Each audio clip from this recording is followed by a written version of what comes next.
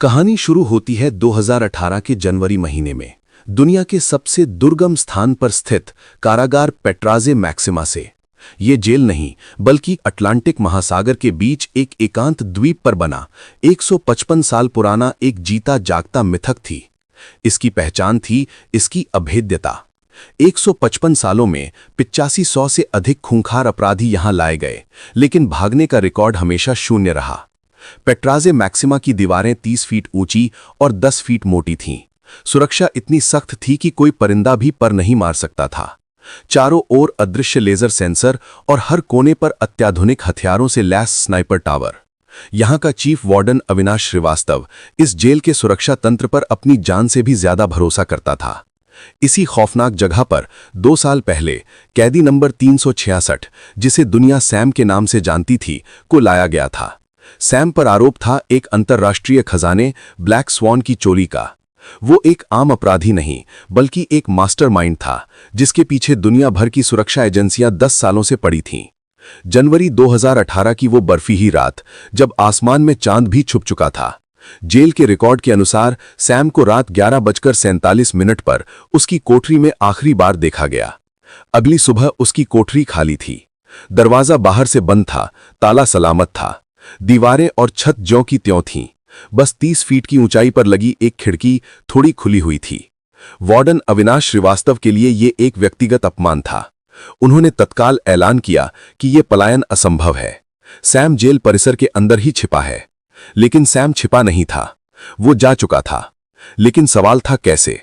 Sam को 2016 में पेट्राजे maxima लाया गया था। पहले दिन से ही सैम ने अपना डर, अपना गुस्सा, सब कुछ दबा लिया। उसने ना किसी से दोस्ती की, ना किसी से दुश्मनी। वो यहां सिर्फ एक संख्या था और वो चुपचाप उस संख्या की तरह व्यवहार करता रहा। लेकिन उसकी आंखों में कोई डर नहीं था, बल्कि एक गहन अवलोकन था। सैम ने जल्दी ही समझ लिया कि यहां ताकत से नहीं बल्कि समय की पाबंदी से जीता जा सकता है। 155 साल पुरानी ये जेल एक घड़ी की तरह सटीक थी। उसने 2 साल तक हर गतिविधि का अध्ययन किया। गार्डों के शिफ्ट बदलने का समय, सीसीटीवी कैमरों का ब्लाइंड स्पॉट और साथ में रात 2:17 से 2:23 के बीच टावर बी के स्नाइपर की 6 मिनट की चूक। सैम का दूसरा सबसे बड़ा संघर्ष था औजारों की कमी। उसने अपनी कोठरी में मौजूद हर साधारण चीज को एक हथियार में बदलने का काम शुरू किया। टूटे हुए टूथब्रश, पुराने साबुन के टुकड़े और सबसे महत्वपूर्ण, अपनी कोठरी की खिड़की के नट बोल्ट। 2017 के अंत तक सैम ने भागने का एक अकल्पनीय रास्ता खोज लिया था। उसने बड़ी बड़ी दीवारों और लोहे के दरवाजों पर ध्यान नहीं दिया, बल्कि उस पर ध्यान दिया जिसे 155 सालों से उपेक्षित रखा गया था। जेल की पुरानी ड्रेनेज प्रणाली। ये लाइन सिर्फ बरसात के पानी को बाहर निकालने के लिए बनी थी और इसका नक्शा किसी के पास नहीं था। सैम ने इस 155 साल पुरानी उपेक्षा को ही अपनी आज़ादी का हथियार बनाने का फैसला किया। सैम को पता चला कि ड्रेनेज लाइन ठीक उसकी कोठरी की खिड़की के नीचे से गुजरती है, लेकिन उसे 10 फीट मोटी दीवार पार करनी थी। ये काम उसने चम्मच और प्लास्टिक के नुकीले टुकड़ों से करना शुरू किया। ये कोई तेज ड्रिलिंग नहीं थी, बल्कि धीरज और सूक्ष्मता का विज्ञान था। वो हर रात सिर्फ 5 से 10 मिनट के लिए काम करता था, जब गार्ड अपनी शिफ्ट बदलते थे। आवाज को दबाने के लिए वो अक्सर उस समय का इंतजार करता था जब तूफान आता था या दूर के कैदी चिल्लाते थे। मलबे को उसने बड़ी सावधानी से अपनी कोठरी के फर्श के नीचे टूटी टाइल्स के नीचे छिपा दिया था।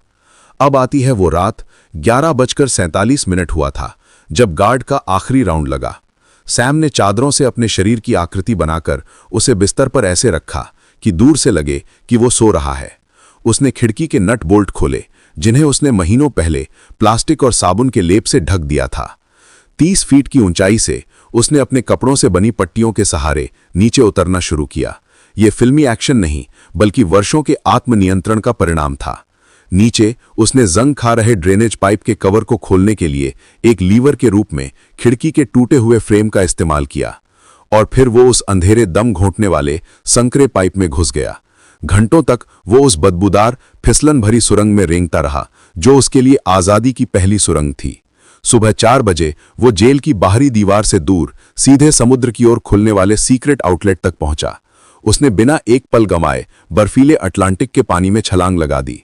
जब सुबह अविनाश श्रीवास्तव ने खाली कोठरी देखी तो उनका विश्वास चकनाचूर हो गया। उन्होंने तुरंत एक व्यापक जांच शुरू की। हर कोने की तलाशी ली गई, लेकिन कोई सुरंग नहीं, कोई टूटी दीवार नहीं, सिर्फ एक अविश्वसनीय सफाई थी। सैम ने अपने भागने के हर निशान को मिटा दिया था और वो फिर से आजाद था।